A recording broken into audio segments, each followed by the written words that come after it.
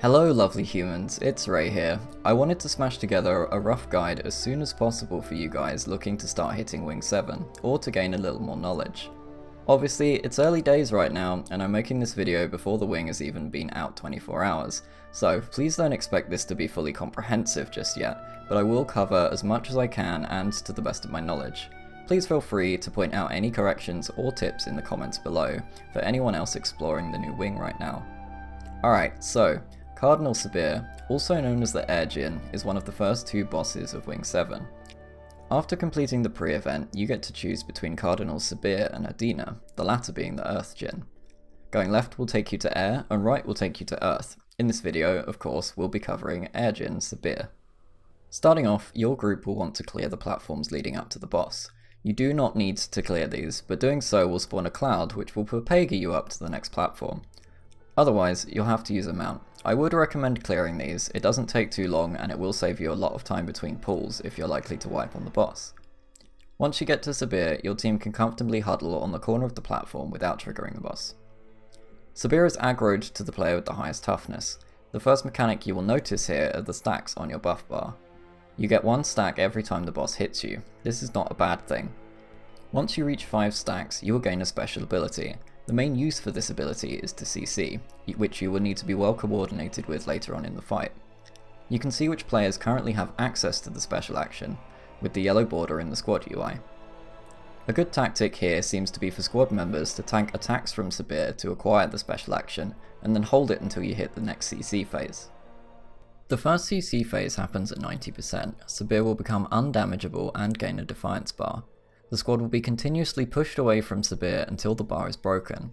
Try to gain your special action as much as possible and spam it on the boss, in addition to your usual CC skills.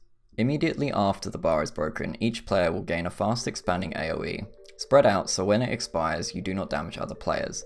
It is pretty easy to down here, as the AoE explosion does around 7k damage. Damage down to 80% where the boss will phase to a different platform.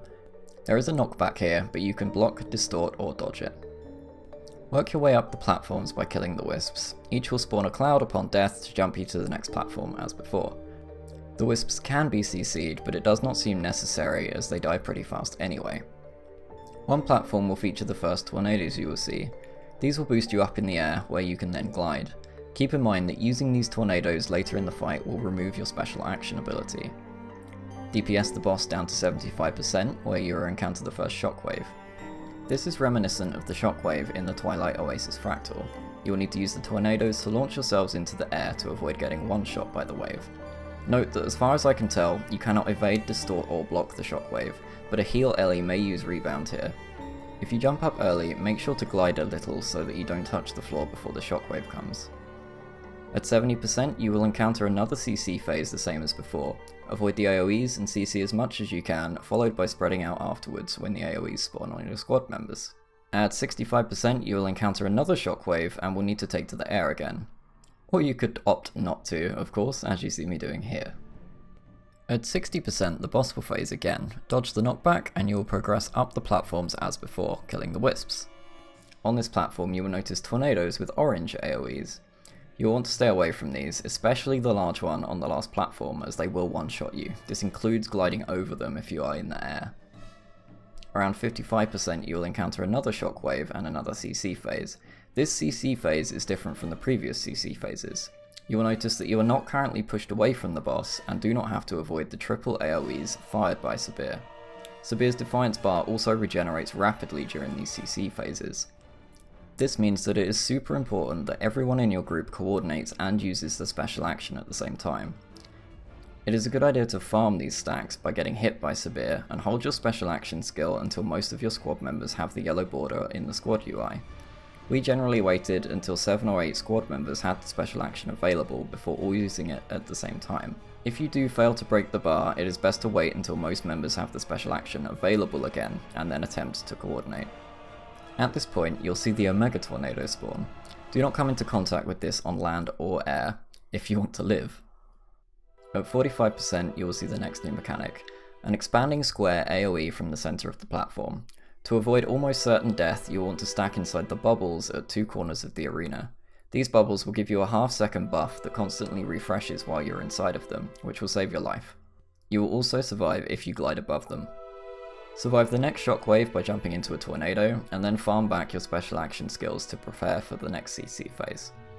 Break the bar as before and spread out to avoid damage. Survive the next expanding AoE with the bubbles and return to DPSing the boss. Platforms with wisps will now start spawning around the 4 sides of the arena. You will need to assign a couple of DPS players to go and kill these. If you do not, you will be hit by a reasonable amount of paralyzation, damage and stuns. These wisps can be soloed, but if you are new, I would recommend taking a friend. It is a good idea to glide to the wisps, as walking to them may get you paralysed. Pick professions with some CC too. Pass the next CC phase as before and spread out for the AoEs, and continue to tackle the phases as you have previously done in the fight. Don't forget to keep sending your assigned DPS to kill the mobs off the main platform. DPS your best on the boss and bring it down to 0%. As you get lower, you can skip sending your assigned DPS to kill the wisps if you wish, similar to how you would skip the last cannons on Sabir. That's it for Sabir. I hope I've covered enough for you guys to get started, and best of luck to you. For more raid content and guides, come hang out on Twitch, and of course you can check out my YouTube channel. See ya!